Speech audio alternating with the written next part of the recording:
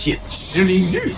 Hello, xin chào các bạn đã quay trở lại với kênh YouTube Review 5 phút. Ở cuối tập 157, trong lúc Hoắc Vũ Hạo và Đường Vũ Đồng đang cùng nhau thân mật trong rừng, thì Vũ Hạo bất ngờ phát hiện khí tức Lam Ngân Hoàng. Cùng lúc này, toàn bộ lực lượng chiến đấu mạnh nhất đế quốc là Hoàng gia Hồn Đạo Sư đoàn đã ra khỏi Minh Đô, dốc toàn lực truy lùng lực lượng của Đường môn. Không lâu sau, Hoắc Vũ Hạo đã trở về doanh trại cùng mọi người bàn luận.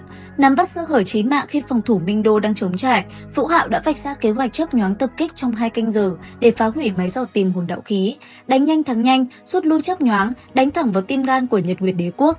Và rất nhanh, kế hoạch đã được mọi người vô cùng tán thành. Chẳng mấy chốc thời gian đã xoay chuyển, kế hoạch bắt đầu, mọi người lập tức phối hợp tấn công vào trong thành.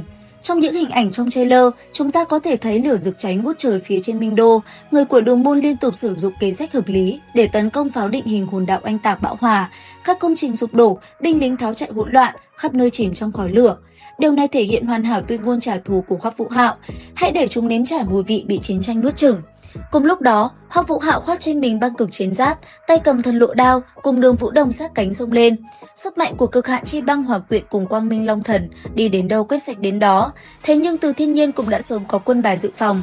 3 đại cung phụng cấp 9, những kẻ đứng đầu về chiến lược của Nhật Nguyệt Đế quốc, mạnh mẽ xuất hiện, tạo thành thế gọng kìm bao vây.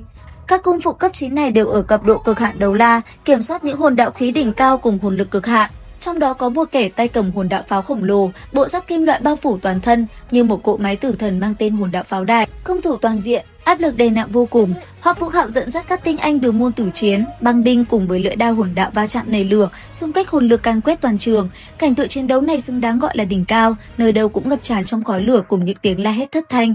Cũng trong trailer, Từ Thiên Nhiên xuất hiện với trang phục Lăng Văn hệ ám, hắc hoàn toàn mới, kết hợp với gương mặt lạnh lùng uy nghiêm đế vương cùng sự nham hiểm của phe phản diện được đẩy lên tột độ.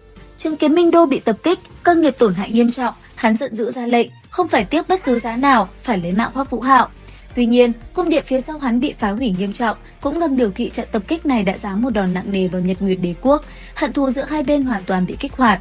Sau trận chiến, Hoắc Vũ Hạo lại một lần nữa không nghỉ ngơi, hắn và Đường Vũ Đồng đã đưa ra một quyết định quan trọng, đó là giấu bối bối, bí mật đi tìm kiếm Lam Ngân Hoàng.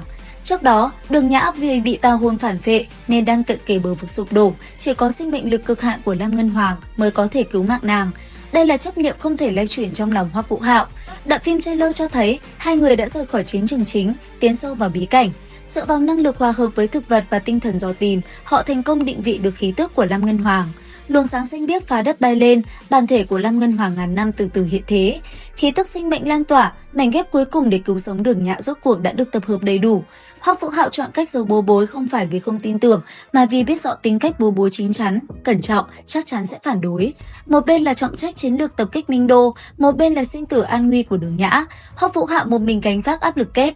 Điều này vừa thể hiện tố chất thống soái quyết đoán và sắc bén của hắn, vừa làm nổi bật tính cách trọng tình trọng nghĩa. Và rất nhanh, cả hai dựa vào khả năng giao tiếp với thực vật của Hoắc Vũ Hạo mà đi sâu vào bên trong khu rừng tăm tối. Đến một nơi rậm rạp, Hoắc Vũ Hạo mới dừng lại hỏi: "Các ngươi từng thấy Lam Ngân Hoàng chưa?" Đáp lại, một cái cây liền nói: "Ta từng thấy." Thanh âm của nó làm Vũ Hạo lập tức giật mình xoay người lại. Tiếp theo, Hoắc Vũ Hạo liền hỏi đám thực vật ở đây rồi tiến sâu vào trong rừng để tìm Lam Ngân Hoàng giúp Đường Nhã. Để rồi cuối cùng, sau hành trình tìm kiếm, Hoắc Vũ Hạo và Đường Vũ Đồng rốt cuộc cũng tìm thấy được thứ mình cần.